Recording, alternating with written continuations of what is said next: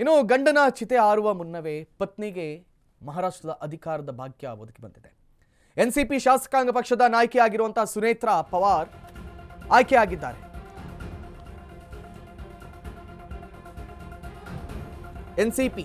ಎನ್ಸಿಪಿಯನ್ನ ಕಟ್ಟಿ ಬೆಳೆಸಿದಂತಹ ಗಂಡನ ಜೊತೆ ಸೇರ್ಕೊಂಡು ಸುನೇತ್ರಾ ಅವರು ಕೂಡ ಕಟ್ಟಿ ಬೆಳೆಸಿದ್ರು. ಕೆಲವೇ ಕ್ಷಣಗಳಲ್ಲಿ ಮಹಾ ಡಿಸಿಎಂ ಆಗಿ ಅವರು ಕಾಣಿಸಿಕೊಳ್ತಾರೆ. ಮಹಾ ಸರ್ಕಾರದಲ್ಲಿ ಡಿಸಿಎಂ ಆಗಲಿದ್ದಾರಂತೆ ಅಜಿತ್ ಪವಾರ್ ಅವರ ಹೆಂಡತಿ ಸುನೇತ್ರಾ ಪವಾರ್. ಹಣಕಾಸು, ಅಬಕಾರಿ ಹಾಗೂ ಕ್ರೀಡಾ ಇಲಾಖೆಯನ್ನು ಕೂಡ ನೀಡಲಾಗುತ್ತೆ. ಮುಂಬೈನಲ್ಲಿ ನಡೆದಂತಹ ಎನ್ಸಿಪಿ ಶಾಸಕಾಂಗ ಪಕ್ಷದ ಸಭೆಯಲ್ಲಿ ಈ ನಿರ್ಣಯಕ್ಕೆ ಬರಲಾಗಿದೆ.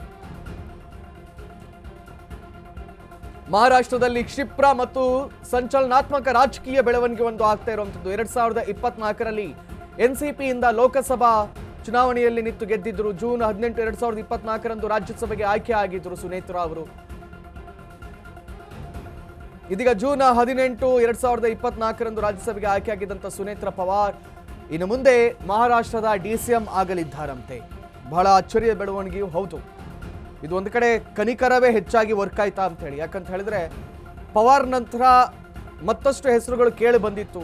ಆದರೆ ಇದೀಗ ನೇರವಾಗಿ ಪವಾರ್ ಅಧಿಕಾರವನ್ನ ಪವಾರ್ ರವರ ಹೆಂಡತಿ ಸುನೇತ್ರಾ ಅವರಿಗೆ ನೀಡಬೇಕು ಅಂತ ಹೇಳಲಾಗ್ತಾ ಇದೆ.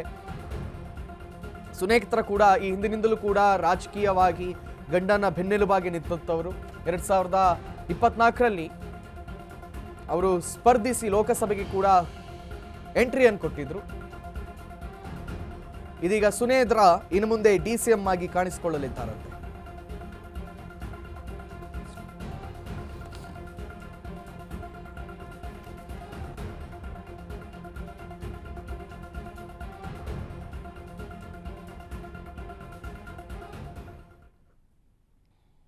ವಿಚಾರ ಕುರಿತಾಗಿ ಮಾತಾಡೋದಾದ್ರೆ, ಅಜಿತ್ ಪವಾರ್ ಅವರ ಚಿತೆಗೆ ಬೆಂಕಿ ಹಚ್ಚುವ ವಿಡಿಯೋವನ್ನು ನಾವು ನಿಮಗೆ ತೋರಿಸ್ತಾ ಇದ್ದೀವಿ.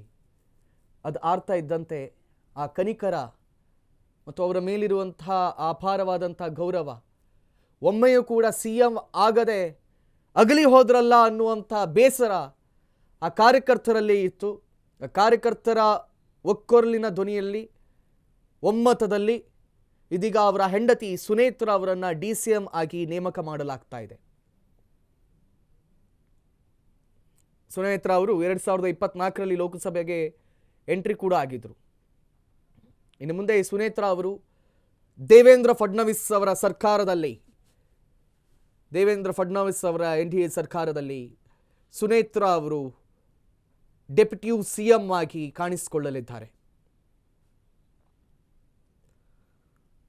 ಕೆಲವೇ ಕ್ಷಣಗಳಲ್ಲಿ ಕಾಣಿಸಿಕೊಳ್ಳಲಿದ್ದಾರಂತೆ.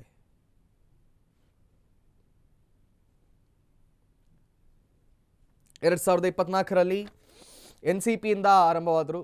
ಶಿವಸೇನೆಯಿಂದ ಹೊರಗಡೆ ಬಂದು ನ್ಯಾಷನಲ್ ತೃಣಮೂಲ ಕಾಂಗ್ರೆಸ್ನಿಂದ ಹೊರಗಡೆ ಬಂದು ತಮ್ಮದೇ ಆದಂಥ ಪಕ್ಷವನ್ನು ಎನ್ಸಿಪಿಯನ್ನು ಸಂಪೂರ್ಣವಾಗಿ ತಮ್ಮ ತೆಕ್ಕೆಗೆ ತೆಗೆದುಕೊಂಡವರು ಅಜಿತ್ ಪವಾರ್ ಅವರು. ತಮ್ಮ ಚಿಕ್ಕಪ್ಪ ಶರದ್ ಪವಾರ್ ಅವರನ್ನೇ ಎದುರು ಹಾಕೊಂಡು, ತನ್ನ ಗುರುಗಳಾಗಿದ್ದಂಥ ಶರದ್ ಪವಾರ್ ಅವರು ಯಾವಾಗ ತನಗೆ ಸಿಎಂ ಸ್ಥಾನವನ್ನು ಬಿಟ್ಟುಕೊಡದೆ ತನ್ನ ಮಗಳಿಗೆ ಮಣೆ ಹಾಸಲಿಕ್ಕೆ ಶುರು ಮಾಡಿದ್ರು, ಆಗ ಶರದ್ ಪವಾರ್ ಅವರನ್ನು ಎದುರು ಹಾಕೊಂಡು ಎನ್ಸಿಪಿ ಪಕ್ಷವನ್ನು ತನ್ನ ಹಿಡಿತದಲ್ಲಿ ಇಟ್ಕೊಂಡವರು ಅಜಿತ್ ಪವಾರ್.